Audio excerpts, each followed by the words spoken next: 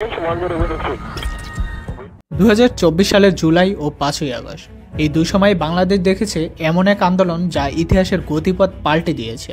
ছাত্র আন্দোলন থেকে শুরু করে প্রধানমন্ত্রী পদত্যাগ সবকিছু ঘটেছে মাত্র কয়েক সপ্তাহের ব্যবধানে।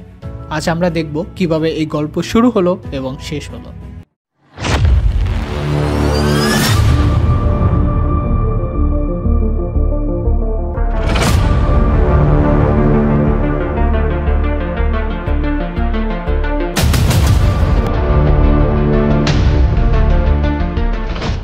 জুলাইয়ের শুরুতে বাংলাদেশের একদল ছাত্র রাস্তায় নামে। তাদের মূল দাবি ছিল শিক্ষা ব্যবস্থা সংস্কার ও চাকরির ন্যায্য সুযোগ। বিশ্ববিদ্যালয়ের ক্যাম্পাস থেকে শুরু হয় এই আন্দোলন। প্রথমে শান্তিপূর্ণ অবস্থান কর্মসূচি মানববন্ধন দিয়ে শুরু হলেও সরকার দ্রুত কঠোর অবস্থান নেয়। পুলিশের বাধা, রাবার বুলেট, গ্যাস, এই সংঘর্ষে প্রতিদিন বাড়তে থাকে আহতের সংখ্যা। অনেক জায়গায় সাধারণ মানুষও আন্দোলনের সাথে যোগ দেয়।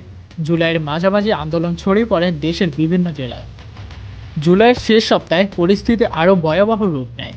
আন্দোলনকারীরা দাবি তোলে সরকারের পদত্যাগ। রাজধানীর ঢাকার কার্যক্রম অচল হয়ে পড়ে।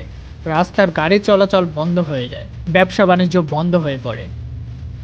সরকারের পক্ষ থেকে একের পর এক কঠোর নির্দেশ আসে। পুলিশ ও আইন শৃঙ্খলা বাহিনী আন্দোলন দমনে আরও সক্রিয় হয়।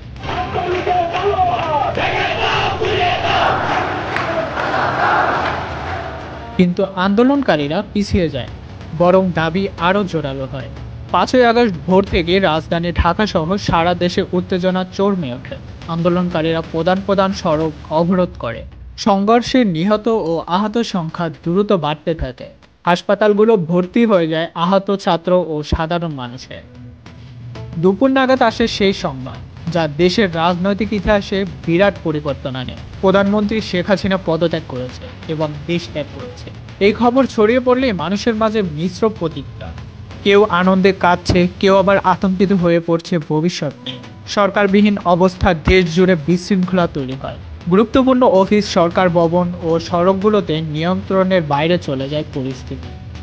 বাংলাদেশের ইতিহাসে 2024 সালের জুলাই ও 5ই আগস্ট কালো অধ্যায় হিসেবে থেকে যাবে। কয়েক সপ্তাহের আন্দোলন দেখিয়েছে জনগণ চাইলে ইতিহাসের ধারা বদলে দিতে পারে, কিন্তু সেই পরিবর্তন শান্তি আনবে নাকি নতুন অস্থিরতা তৈরি করবে এটা সময় বলে দিবে। এমন ইতিহাস জানতে আমাদের চ্যানেলটি সাবস্ক্রাইব করুন। নতুন নতুন ভিডিওর জন্য নোটিফিকেশন অন করে রাখুন। আল্লাহ হাফেজ।